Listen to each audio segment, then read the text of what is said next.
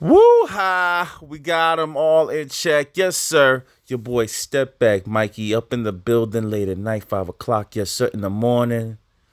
Isn't the song 7 o'clock on the dot? Hey, whatever. Enough of the usher. On to the pushers, man.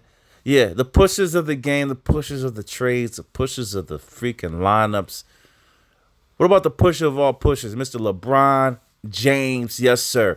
Out of Akron, Ohio. You know the man. You heard the talk all the time. You know this guy. This guy is not only a player, a coach, fucking GM. I had to go in, man. This is nuts right now, man. This Kyrie and Kevin Durant is really snapping me. I'm not gonna lie to you. I'm discontented to a whole new degree, right? When you got those two guys complaining that maybe the team's not good enough, etc.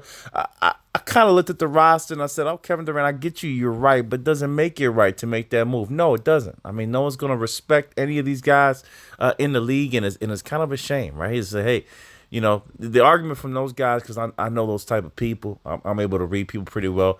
Live your life. You broke. Blah blah blah. Right? What you care is just basketball. La la la la.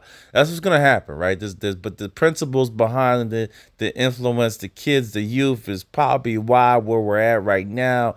Right? The social media people, the entertainers are dictating how people live, and I hate to get all this psychological thing in a basketball talk, but this is why we're fucked up now. Now that said, Lakers are still interested in getting Kyrie Irving. Now we got a lot of things moving with picks. Hey, they're willing to throw in some more picks, so now there may be of an interest. You see, now there's the 13 that has to come and play, and there's no doubt about it because Russell Westbrook has to move somewhere. But this is a very interesting proposition. Couple more draft picks, 2 first rounders, right? Right. But here we go. This is what it is. Lakers are now reportedly willing to include 2027, 2029 first round picks in a deal for Kyrie Irving. Early in the offseason, Nets were unwilling to take back Russell Westbrook in any Irving deal. Okay, it's pretty unclear the stance right now, but could change on what is received in a potential Durant deal. So, it could be both of those guys go on. It could be one. But if they get a third team engaged, I heard that your boys from the Pacers were involved. Now here goes where that connection comes into play. As mentioned in the story, the Nets have shown no interest in having Westbrook on their roster, which involves maybe a third team, right? The Pacers, the Spurs are likely to take him on and buy him out. God damn, Russell, God damn, dog. The challenge is those teams would expect first round pick compensation. And both Lakers picks are beheaded to the Nets, who sends picks to the third team. The Nets only have a first rounder. See the problemo? Most of them belong to Houston from James Harden. So, because they traded all that shit for James Harden. You see what these guys is doing? You see how they gut the teams out, man? Don't give a shit.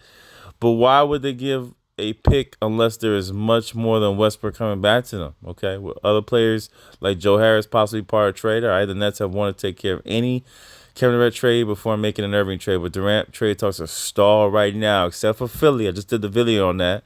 Kyrie Irving has made clear late that he wants to play out the season in Brooklyn and likely raise trade value by doing so. Maybe he would alter that stance to play with LeBron James in Los Angeles. Listen, Kyrie's done this before. All right, he's gonna do whatever his fucking agent tells him to do. All right, that's what it comes down to. And no offense, he's a switch sider, right? The better opportunity comes, he'll switch. He's done it in Boston. It's been highly publicized. On hey, I'm gonna stay here forever, and then boom, I'm going to the Nets. I mean, that's just the way it is in the world that's more selfish. Now, at the end of the day, I'm a man, and they're man. Do what's best for your family. Do what's best for you. I can't tell anybody different, all right? Because I'm not paying your bills. It's true. It's a true statement. When they say that, they right. It's a true statement. We ain't paying their bills, man. I mean, so at the end of the day, it's my opinion. You fucked up, but you could do this what everyone else says. Eat a dick and run. I get it. Peace. So here we go. Nets, if they get draft picks, right? They load up on draft picks some way somehow. They could have a nice potential future. If I am in the shoes of Ben Simmons, I think my dick's out right now. I think I'm like, you know what? Ben Simmons is gonna have the situation he's always dreamt for. To be honest with you, Okay, Big Benny's gonna control the narrative in Brooklyn. It's gonna be his team. Okay, when those two guys leave, it's his team. There's no doubt about it. And there could be a rebuild. There could be something special about Ben Simmons commanding the ball like he did back in Montverde and just doing his thing, right? Going wild, passing out. Don't be surprised, in my opinion, because Ben Simmons can pass. Don't be surprised in 2-3 years if you see him in the same situation they was when Spencer Dinwiddie was leading the helm.